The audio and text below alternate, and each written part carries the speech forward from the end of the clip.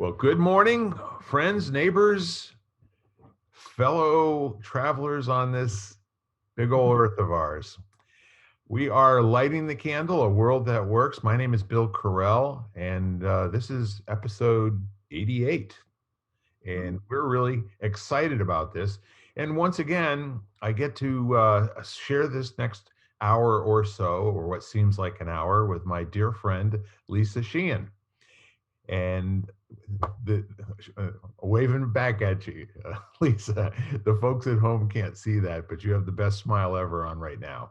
So the main thing here for us is to have conversations and to seek empowerment and enlightenment and all that other stuff. A lot of E-words we used way back in the beginning.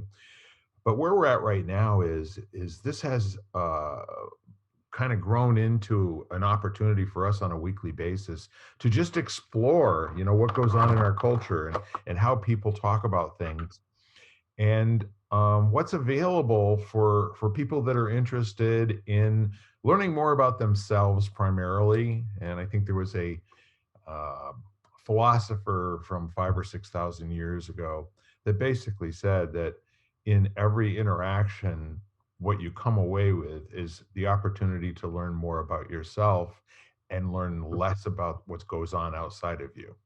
So said differently, that every time there's an opportunity to learn something about somebody else, what you're really learning is about yourself, and that new information that you have gives you a little bit more to work with in terms of creating yourself, not as an accident, but as something that's really worthwhile, and definitely pays dividends by having thoughts that are your own, as opposed to the 60 to 80,000 thoughts that you have on a daily basis that you don't know where they came from. And some of those you should put down immediately and walk away.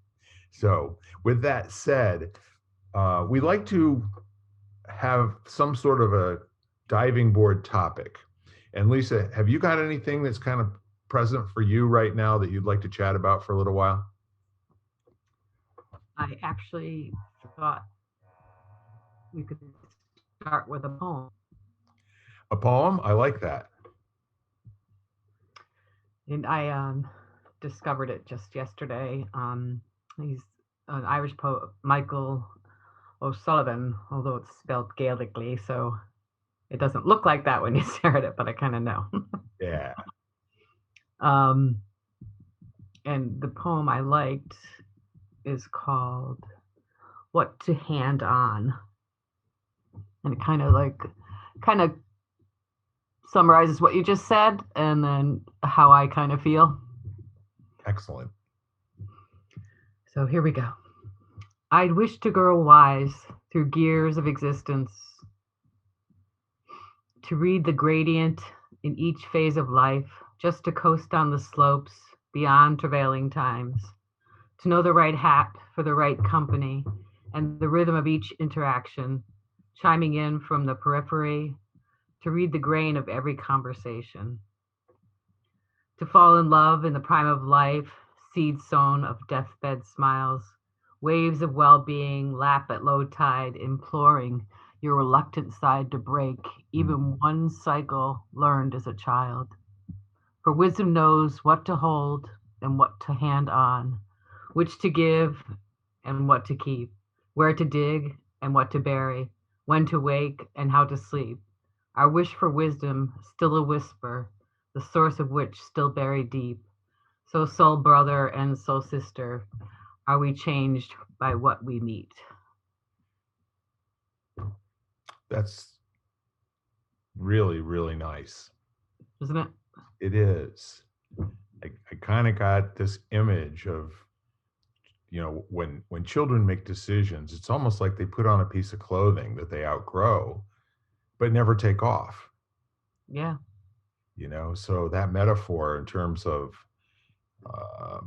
kind of having the opportunity to sort of unlearn something that you learned as a child that's no longer serving you.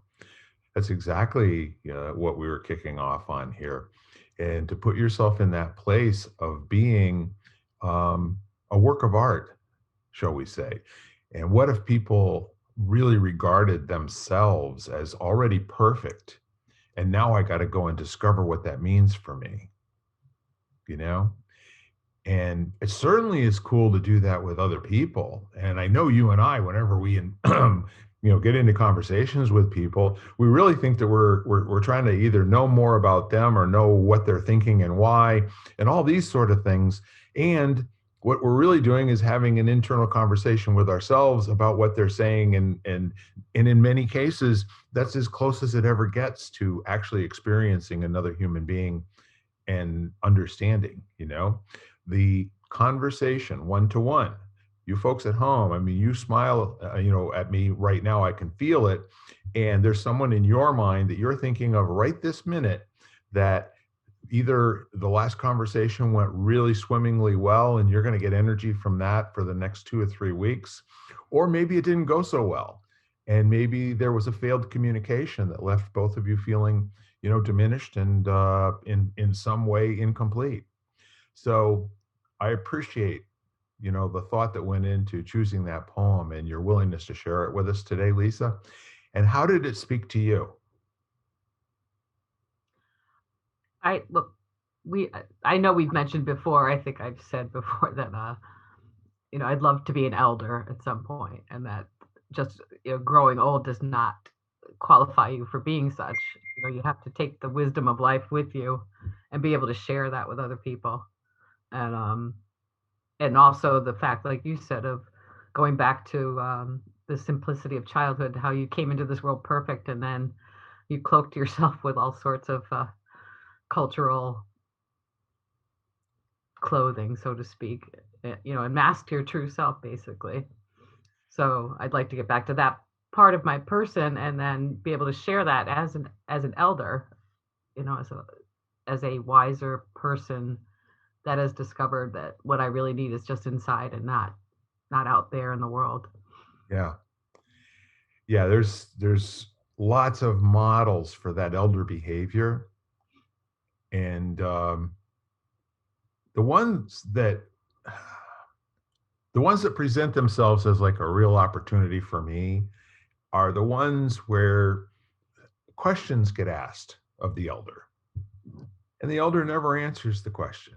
The elder typically answers the question with a question. And what I've always loved is that the access to wisdom is not in hearing the words. The access to wisdom is in struggling to understand and make it your own. So wise speech is always in the ear of the listener. It's 100%. Never comes out of the mouth on the other side. It's always what's being taken on board by the person who is listening. So as a listener, you and I have this really immense opportunity to always intend to get better at it, to become a more rewarding listener, to find gold in every circumstance, and to find, an upside in every downside. And it all starts, I think, for me with a statement. If you start off, and if I start off, and I remember that my goal is always to never leave anything in an unsatisfactory condition. So that's really noble, right? And that implies kind of a boundless amount of courage. It really has this whole effect of being courageous in moments when some other emotion has really got you by the throat, And the other part of that is that in watching folks that I consider to be wise and to be elders, and elders, I want to say, has nothing to do with age. It has everything to do with mastery of circumstance, in my opinion. And what that basically means is that in any circumstance, someone who is being an elder, and you can't do this all the time, but when it's actually happening, what's going on in the moment is not upsetting. And it's not upsetting. What it is what it is, and that's what you relate to. what's going on and not your thoughts about what's going on. Does that make sense? Yes. Yeah. So in this whole idea that, and any idea what kind of a time frame that was written? Was that an 1800s poem or Oh, I think it's, modern? yeah, Okay. pretty sure. Well, the notion of somebody giving credit to their thinking to the 5-year-old that they used to be, well, as a starting point, right? Not to be bad and wrong about it, but really to kind of understand the age of a conversation when you start feeling these emotional responses to things that, gee willikers, at whatever age you are now, 40, 50, 60, 70, 80, you might have a little bit different reaction to if you used all of that time that you've been on the earth to your advantage, as leverage to not live and die in every moment in conversation, if you will. So the whole summary of that for me, coming down right to the essential elements of it were to have that opening and that idea, no matter what's going on, to have a choice and the freedom to make a decision of what to hand on and what to keep and what to not pick up and what to let go. So there's a lot of freedom in the decision that you actually do have those choices. And there's this whole kind of a neat thing wherever you are right now. Bring all of your maturity, bring all of your experience, and then be daring to experience it with the naivete of a child. Basically, let it go. Yeah, I mean that gives me goosebumps. Yeah. And it's a remarkable thing that ability to just be open to the curiosity and the inquisitiveness and the willingness to get things wrong, but just do them, right? Right. It goes away early. I'm looking at my 9 and 10-year-old grandchildren right now. They're starting to look more like old men at times, and they're wonderful. They're completely wonderful. And I just remember these moments where, like my daughter Heidi, when she was 3 years old, she would fracture any multisyllabic word and get it wrong, man. But she was just like out there going full tilt boogie, trying to communicate, in big people talk. And that's inspiring for me, to be around that. And I'm not around children all that much anymore. And I'm actually taking a look, Lisa, at how I might be able to do a little bit more of that, at least with teenagers in high school or possibly college students, and re-invite them before they get stuck in their ways and up to their eyeballs in college debt and all that other stuff that comes at you and reduces the number of times that you can choose to do things in your life. Like, just to remind them right now, do you know that from this moment on you can do absolutely any damn thing that you want to? Correct. You just lose. All I could think about was like a study or that where people, like, you ask kindergartners if they all, who wants to sing a song, and they all enthusiastically wave their hand. But by the time they get to first grade, you ask the same question of the same children, and you might get one or two hands. You Yeah, know, we beat that out of them very quickly, don't we? just, yeah, the sheer abandonment of, like, just wanting to do something, anything, at Yeah. any moment, asked by anyone. you know. Yeah, it's actually a sales job to convince many people that they intrinsically are absolutely perfect the way that they are. Mhm. And the list that they have is so compelling and so long and so detailed. And no, man, you got to get this. Everyone, absolutely everyone that ever lived and everyone that is alive now has experienced all of those things that didn't work. 100%. Right. And what I like and what I'm inspired by is people who take the moment to invite other people to that conversation. The ones that we consider to be successful, but when we lift the hood and we start looking in there at what their personal relationships are, and marriage ain't doing so good. Yeah, they got a lot of money.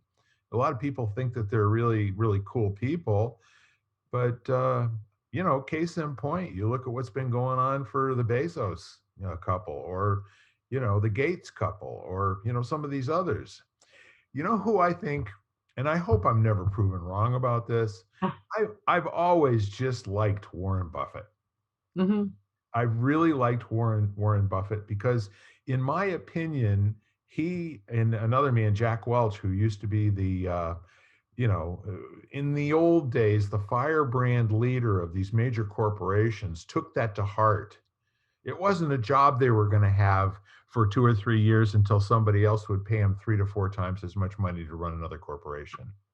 So you look at Tom Watson, at IBM. You look at, I want to say Edsel Ford, not Henry Ford. I think Edsel made the biggest difference in that corporation in the 1940s and 50s, and he doesn't get credit for anything, Right. But if you read the history, I'm not going to tell you, but I'm going to invite you to go take a look at somebody who had a tough life. If you think it's easy to have an icon like Henry Ford as a father, you might want to think again. But, when I come full circle back around to the people who are using their influence to do nothing but good in the world, as opposed to using their influence to change thinking and to change minds and to tell people what the truth is and that sort of thing, that breaks down for me in a hurry. And there are very, very few people, but I always enjoyed Jack Welch. He was the kind of leader that, again, he would always imply a direction for the thinking and would never give an answer. I remember, listening in on a meeting at one point where somebody came down to it, and there were two possible prospects in terms of doing joint ventures, GE and a couple of other companies. And so what Jack would say was, what do you know about the relationships? And how do you feel about those relationships? I mean, we're talking about companies, they're hundreds of millions of dollars, right? And the last words out of his mouth before he got up and left the room to let people just kind of deal with it was, in a circumstance where it seems to be kind of a coin toss, I always like to go with loyalty. Now, talk about leaving that room full of people, on the horns of a dilemma. Right. So that was a great experience. And Warren Buffett, he still is a gentle giant.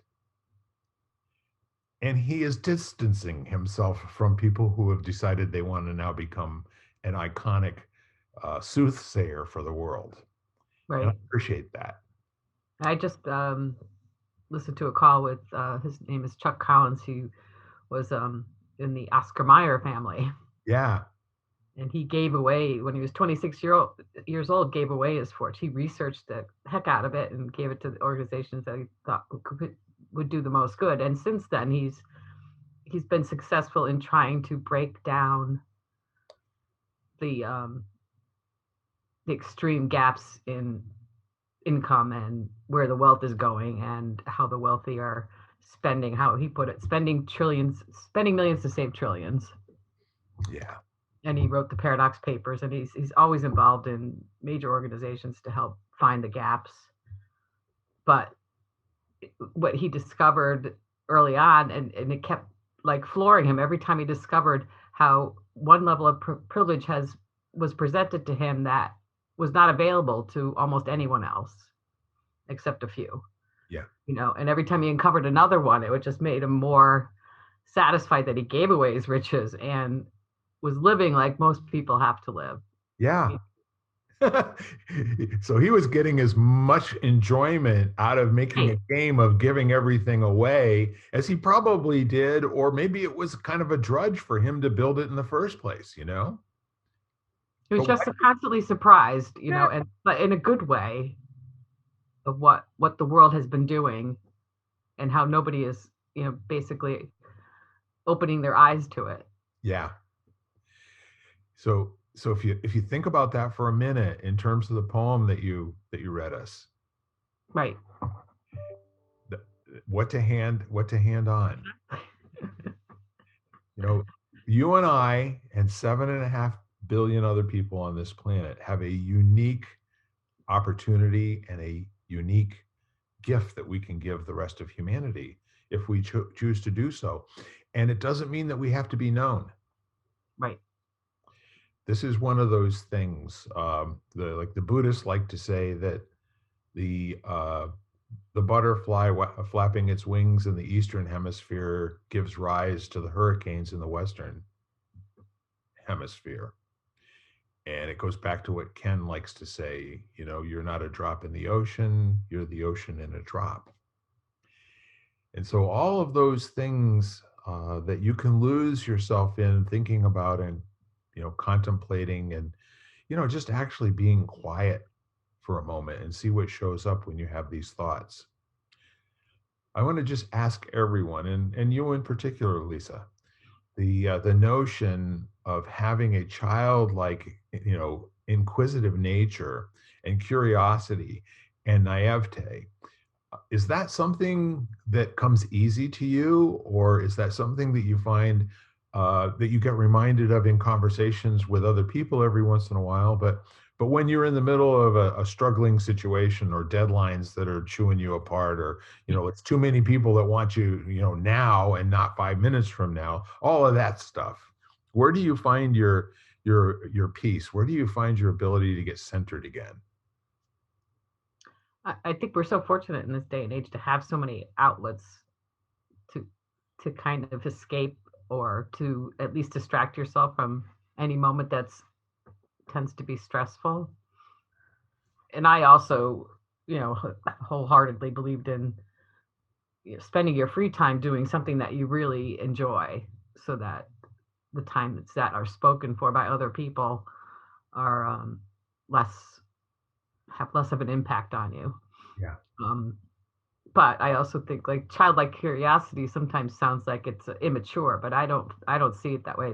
It's more like you can have deep conversations about deep intellectual topics, but when you speak when you have a conversation and are curious about what the other person's saying in like a beginner's mind, childlike way, I think those are the conversations that are the best, because I do it all the time. I just bring in like, well, why do you think that way, or what do you really want in the situation, kind of thing. And then it opens up a whole new level of conversation, and I think people aren't used to getting that deep in conversations. But to me, that's like a childlike approach to things. Like, I have no idea what the answer is, but I want to know more, kind of thing. Yeah. Yeah. And the answer is not the goal, you know? Right. Right. Yeah. Well, it is so easy and so simple. If you can just get tattooed on the back of your hand, it's the journey, stupid. It's the journey, you know? And then that's why, whatever you're experiencing it, if you take a moment to just embrace that emotional feeling, that response, and you don't even have to analyze it or get inside of it and and try to figure out why you're behaving or reacting the way that you are. Sometimes it's just, I'm going to love this feeling now until it washes over me and dissipates. Just let it be. Yeah. Start listening to Paul McCartney and and let that kind of guide you for a minute. And whatever it is, and this is the other thing that I think is really kind of cool, and I don't know if this is Eastern philosophy, but whatever you resist persists. I think Mhm. we've all heard that. You want to forget about something, let it go. It's amazing the things that we don't remember that we don't remember, Right. right? Yeah. Yeah, there's so many simple, I mean, reading this poem, that's things like that can get me right out of something. Yeah. Putting on music, I mean, we all have well, most of us have access to music, you know, at the snap of a finger now. So, put on the music instead of having Siri just, or Alexa just sitting there. I want to make sure she didn't go on. They have a mind of their own sometimes, don't they? Yes. But, because music was always an important part of my life. I can remember it from being a young child and having my own little radio and just needing it. And, throughout college, I always went to sleep with music. I always had music while I was doing homework, that kind of thing. So, Yeah. to get back in that presence where there's some little distraction, some little nicety in the background playing for you, even while you're in a stressful situation. Yeah, I had a very dear friend who's no longer with us about 25 years ago, and her first name was Cindy, and she ended up getting breast cancer, and she was also an ordained Methodist minister, but she didn't practice. Mm-hmm. She was also a businesswoman, and she was a wonderful, wonderful soul.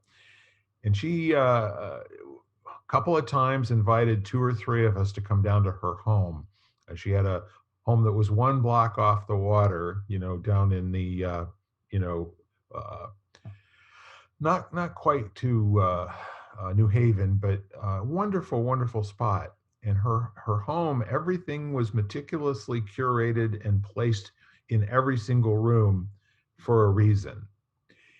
And what I remember her always saying was, in every moment, there is an opportunity to choose to cease suffering and to view it as a sacred practice.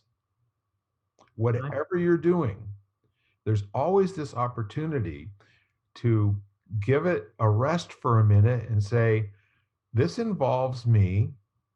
God doesn't make junk. And I'm a sacred being on this planet. And so are all the other people, every last one of us. A lot of them don't know that yet. So if you have a choice to suffer or not suffer, why on earth would you ever choose suffering? Right. For more than a moment. So it all comes back to, if that is a practice, and we all know that practice makes Perfect. Except for it doesn't, does it? No. If we're lucky, practice makes progress. Yeah. Or more practice. And more practice, yeah. The reward for hard work is more hard work. So you can either, kind of accept that that is the road that you're on, and you chose that road. You probably forgot, but you did. Right. And the fact that you're doing what you're doing day in and day out, think back over your life. Remember, there was a time when you weren't doing this. You were doing something else. And before that, probably something else. And before that, probably something else. So every moment that there's an opportunity to be depressed or run down or tired or upset or angry or all of these things, unless you enjoy those states of mind. If you do, then good on you. Play it out fully.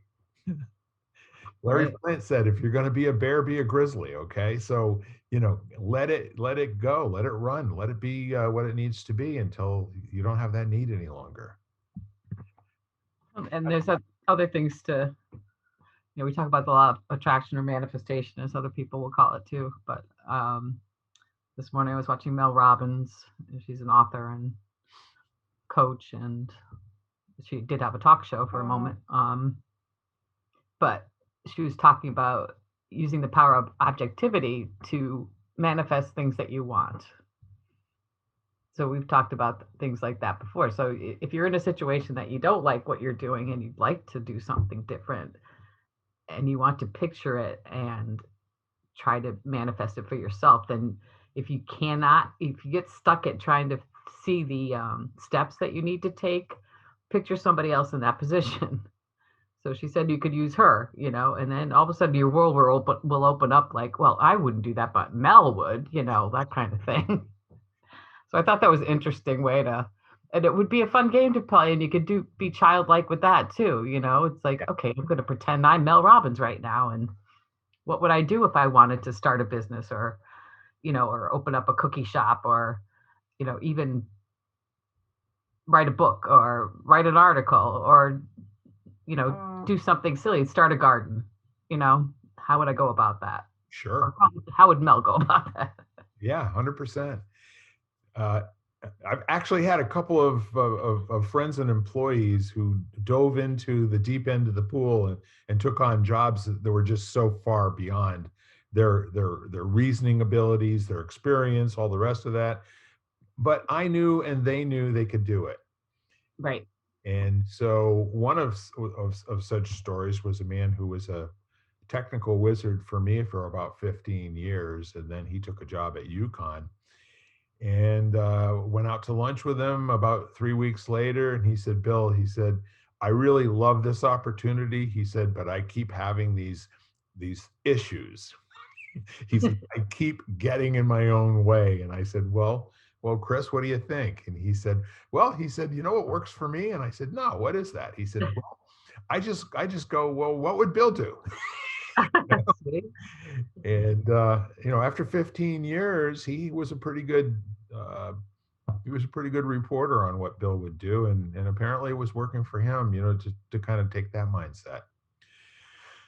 So I love that you referenced the law of attraction, and I'm making it my personal mission in the world to rehabilitate, the whole notion of what it is. And what we have to say, is that there are opportunities in life where a belief system is very, very advantageous until it doesn't fit any longer. And the problem with every belief system that I've ever looked at or ever understood or never ever just really got into and started looking at was it's constantly inviting a challenge. That how can that be? Because, and I'll give you an example. When I was a young man, my mother and dad, I mean, this was before I was a young man. My mother had to convert to Catholicism so that they could get married in the Catholic Church, which they did. And of Mhm. course, my mother was a zealot with anything that she ever did. She, whatever it was, she went to the nines, and God bless her. But she was really big on prayer and all that sort of thing. And of course, when I got to be old enough to do so, we went to catechism every Saturday morning, and then I was an altar boy and all the rest of that. So we had this marvelous pastor. His name was Father Miller, and he was as Irish as they come. He was, Roxbury Irish, from Boston. The uh, third generation was somebody of one of the brothers being a priest, right? And so he would come around, and probably in the third grade or so, and I asked him. I was always playing the George Carlin role of asking the hard questions of the priest, right? And I asked him one day. I said, Father, how old is the world? And he looked wistfully into the sky, and he said, Bill, he said, the Bible tells us that it's approximately 5,000 years old. And I said, okay. And I said, how do you explain dinosaurs? I mean, because if you're going to be a smart ass kid asking Yep. the pastor a question, I had the follow up, and his answer to me was really, really unsatisfying. You know what he said? No. It's a mystery, my son. I found that with him, that was his bailout on any tough question. Yeah, right. It's a mystery. Some things are not revealed to us. And and when he was on, he would turn around and he would just re-ask the question, how old do you think the world is? You know? And he Yeah. was not highly educated. I mean, of course he went to seminary, but he still talked like somebody that was a street kid, a Yeah. street urchin. And I Yeah. loved him for it. But when you think about those kinds of things where you've got your belief system. I'm coming back to that again because you know how I like to ping pong around the house.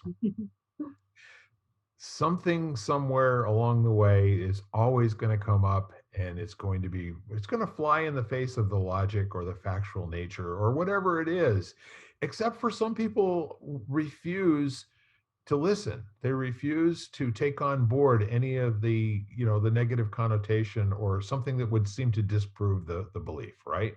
Mhm. Instead of saying, yeah, let's talk about that. Yeah, go ahead. It's okay. And recently, I watched a man who came into a college university, in a hall with probably 300 seats in it, and they were socially distanced for COVID and all that kind of stuff.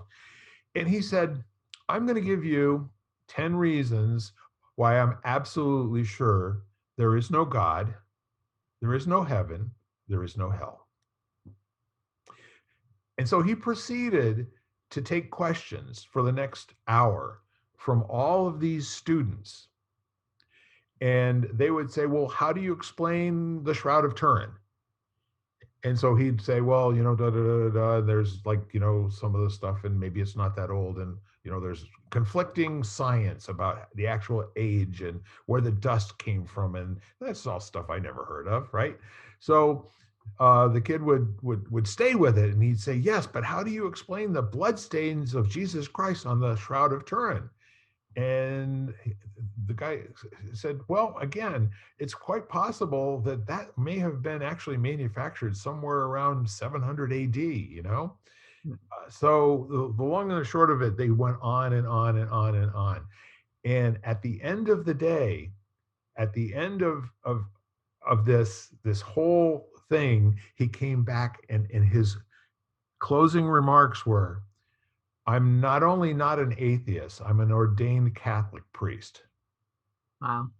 I am no longer a practicing Catholic priest. I am a college professor, and I guess he's someplace in California. And he said, I do this around the country. I get invited to show up and give the greatest argument I possibly can to the faithful in the room, only to come back fully and tell you, I do believe in God. I do believe in heaven. I do believe in hell. And the reason that I'm challenging you is I want you to embrace the questions. There you go. I want you to not hang your hat on what somebody else told you about your faith. I Right. want you to choose your faith in every hard moment. I want you, and I'm paraphrasing to beat the band here, but his message was so powerful in terms of what do you do when somebody challenges your faith or your belief system? You fold like a piece of origami. And that's okay. Unfold again and go back to your previous shape, better informed, more fully understanding what you believe, because you need to believe something. Yeah. That's kind of the human nature is people can't flail around thinking that they're all that there is.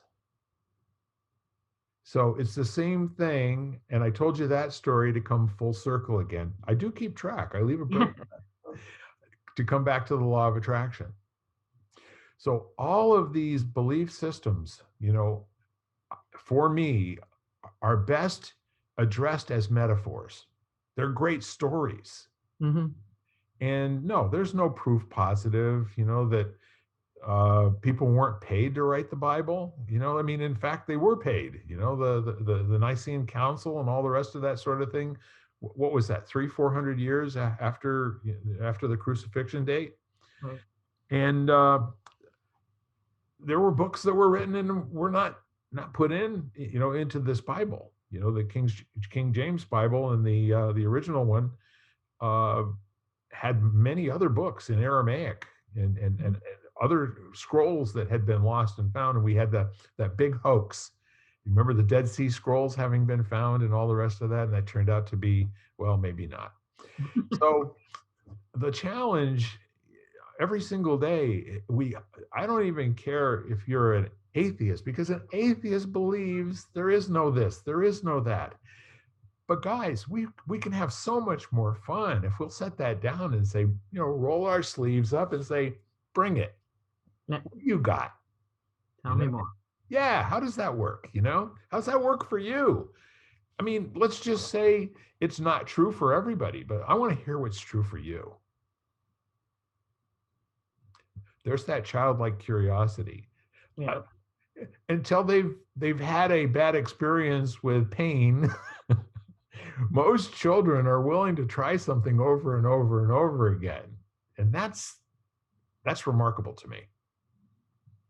It is. So where in your life would having, I call this a gear, there's muscle to be built in terms of accepting the fallibility of what you're perceiving right now in this moment and challenging that with a question. Or you can hire people to follow you around and do that. They're called friends, actually. Yeah, right. You tell a friend something that you want to be reminded of. I set a goal to lose 50 pounds. And for the next 3 years, how you doing with that? The first thing we talk about, well, you were going to go to Puerto Rico the last time I talked to you. Well, that didn't happen. And so when are you going to go? Yeah. You ever notice that dynamic with people that you talk to and you tell them something and it's kind of like the first thing that's out of their mouth, either, man, you look terrific. You were really good at that 40, 50 pound loss, Or you stop telling people things so they won't remind you. Exactly. Well, we didn't quite get that done, but yeah, someday. Right. And I was thinking about, I actually belong to Unity Church, and I've always known that they have based a lot of things on the 12 powers that, and we celebrate them every year, and I just never paid attention to them too much, but I'm taking a more in-depth class right now, and how these powers are available to us all the time, and we're using them all the time, whether consciously or unconsciously. So the 12 are faith, strength, discernment, love, dominion, imagination, understanding, will, order, enthusiasm, elimination, and life. So it's kind of cool, like if you are stuck or curious or want to switch things around, like you were talking, to figure out what powers you're using or what powers you would like to use in order to better the moment or be more informed about the moment or be more curious about the moment. You know what I'm saying? Like, it's so interesting to really think about what you're doing at every moment and how you got there. What powers in life are you using? It's a great way to observe. True. Yeah. And we have this way of referring to ourselves, several different kind of metaphors, but one is observe yourself observing. Right. Yeah. Or listen to yourself listen. How do you listen? What are you hearing? What are the things that are coming up for you in response to any type of input whatsoever? And so now if you have this toolkit, and this I'm going to say probably takes a while, to even remember, because that whole idea of having the toolkit, you got this remember, forget, it opens, it closes. Oh, I have other tools in the toolkit too, not just this one, right? Yeah, forgot about that one. Yeah. So how do you actually get the on the court training for that? What do you do in terms of a practice? I'm literally in the middle of this class, so our homework, so to speak, is to just find little situations and take a look at what you're using. Yeah. Record it, remember, instead of just being going through obliviously, basically, without knowing what you're using. I mean, it's an interesting, and it another thing that takes practice. And we're so used to doing everything so automatically that to take the time to think about, and which could be another way out of any of your stressful or whatever kind of moment that is not appealing to you at the time, if you break that cycle by trying to investigate it for yourself, all of a sudden you're like, what powers am I using? Before you know it, the situation that was bothering you has now become a catalyst to improving and finding new ways to look at things. Yeah. Well, I'll tell you what, the the whole idea of having that interruption or some kind of a disruption or a break in the action where you can interject. Like a lot of people, their response to an upset is a lot more like getting their finger wet, sticking it in your mouth and then plugging it into an outlet, where you're completely immobilized and just shaking and you know uh, and then the goal is not to have those things not happen. The goal is to shorten the duration of them so that your feeling of disempowerment is followed by a very strong reaction by yourself, standing up for yourself as one of those sacred beings that we were talking about a little bit earlier, that's worthy and worthwhile and can make a choice. Right. And I guess the phoning a friend, or asking the audience is a good way to go. When you announce to people that you're looking to accomplish something in the world, it is remarkable the kind of feedback that you will get. You'll get the naysayers, the family who basically says, "Well, don't do that because it's too hard, and we don't want to see you fail," and have that whole conversation. Or then there's the other ones who go, "I know somebody that did that really well, and it works for them, and." I enjoy being around them. Maybe you can keep me posted as to how that's going. I really want to hear more about it, right? And then there are the other people who go, okay, meh. Yeah. Well, you get to know which friends are that way. So, Oh yeah. And guess who you keep sharing what you're up to with, and not exactly. so much around the others. Exactly. Why didn't I know that about you? Yeah. So what if the takeaways from today's conversation, of what to hand on, what if you and I handed on 3 concepts for people to take a hard look at? How about the concept of each one of us, simply because we're here, we made it. I like the guy who says you won the sperm wars, okay? You were Right. the fastest, the biggest, and the strongest at one point in your existence. Don't forget that. You earned the right to be here, okay? And so the other part of it is you're not alone. You know, the the mantra of we are all one, and then the notes for the we are all one, that chord. And those are the ones that you can immediately invoke goosebumps with.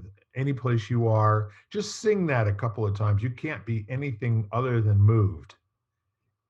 Give it a shot, Lisa. Give it a shot. We are all one. And how does that make you feel? Well, see, there's music again, right? So, Yeah.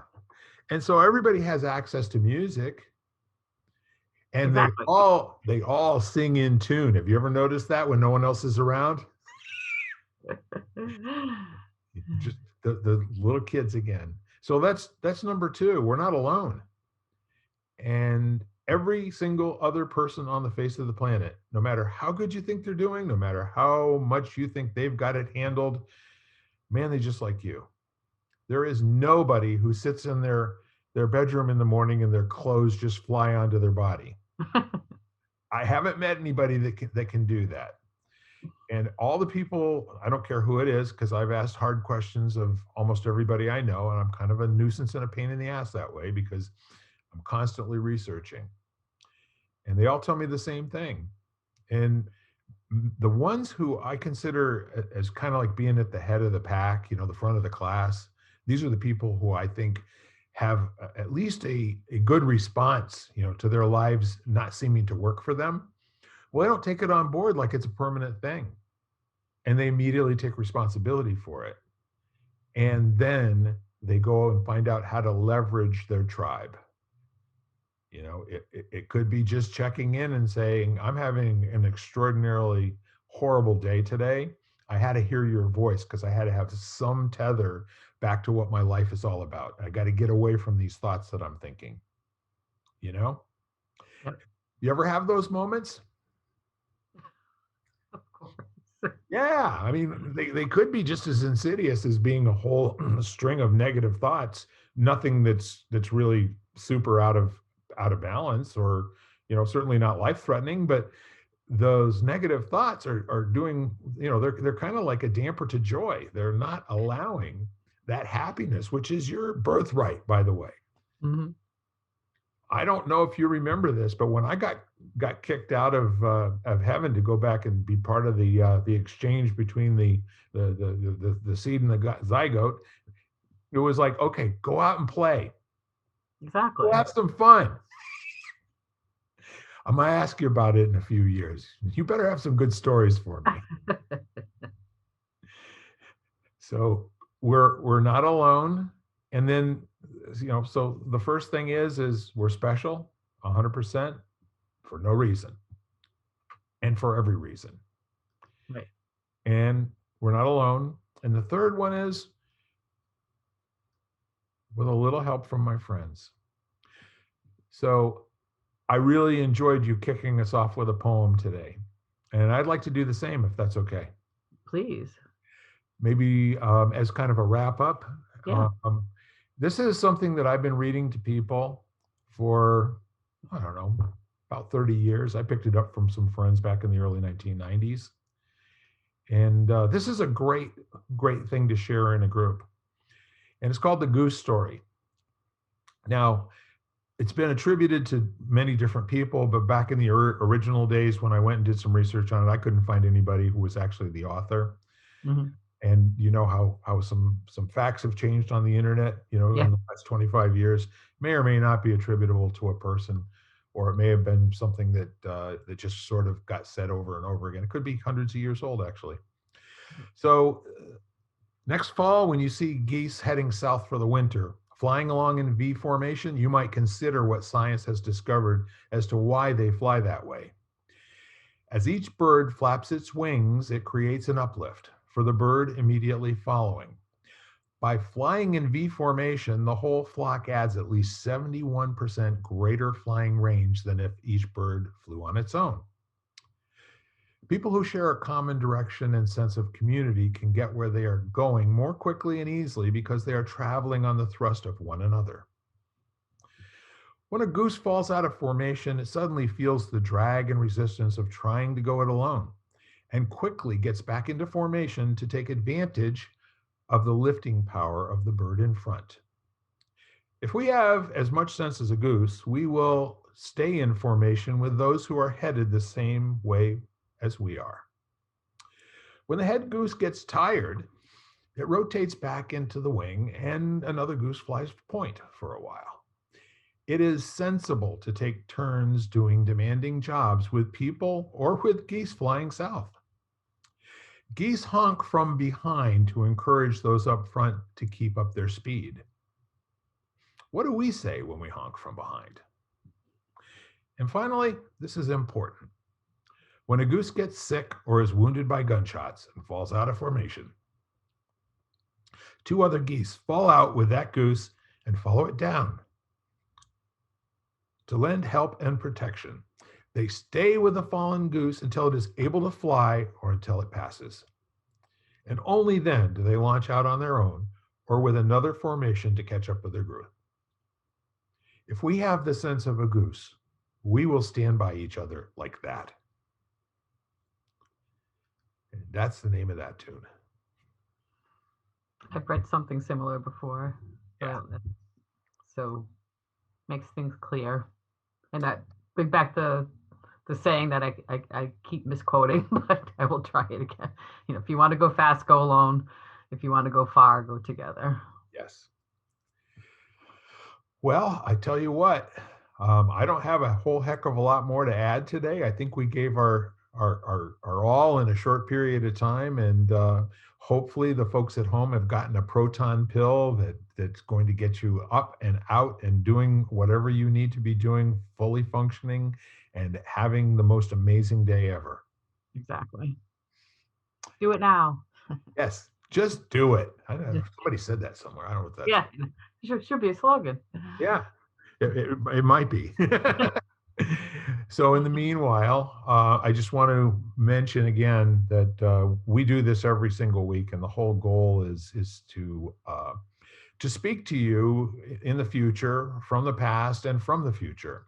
And when we do that, and when we're actually having the kind of conversation that moves us and makes us feel at a level that's uncommon, let's say, or might be even extraordinary from time to time, but goosebumps are a really good thing to have in your life. Good goosebumps are that's a good goal, right? Mm-hmm. So with that all said, I just want to remind you, you found us. You are among the chosen of the chosen. And as a result of that, we are on podcast platforms all over the place. And we have one left to go, according to our producer, Mr. Eric Lopkin. And he's working diligently to make that one a reality as well. But I think there's any place you listen to podcasts, we're there. So in the meantime, I'm Bill Correll, and this is my buddiette for a long time now, but not long enough, Lisa Sheehan. And we're so pleased to have spent time with you. I'm so pleased to have spent time with you today, Lisa, as well. Go have fun, everyone. Absolutely. Come back and see us and tell your friends. Have a good week. You've been listening to Lighting the Candle, A World That Works, part of the Exvadio Podcast Network. You can catch us each week, as well as the rest of the network, at exvadio.com/podcasts, as well as the Apple Podcasts app, Google Podcasts, Spotify, iHeartRadio, Stitcher, Audible, Amazon Music, and wherever you find podcasts.